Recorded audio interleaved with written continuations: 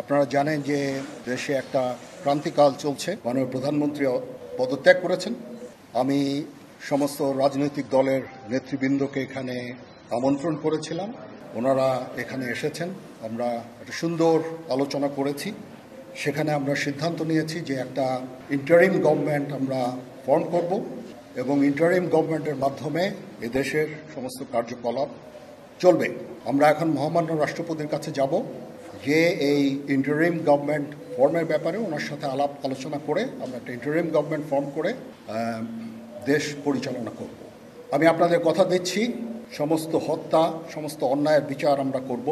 আপনারা সেনাবাহিনীর প্রতি আস্থা রাখেন, সশস্ত্র বাহিনীর প্রতি আস্থা রাখেন। আমি সমস্ত দায় দায়িত্ব নিচ্ছি, আপনাদের জানমাল, এবং আপনাদেরকে আমি কথা দিচ্ছি যে আপনারা আশাহত হবেন না। ইনশাল্লাহ আপনাদের এবং দেশে একটা শান্তি শৃঙ্খলা ফিরিয়ে নিয়ে আসবে।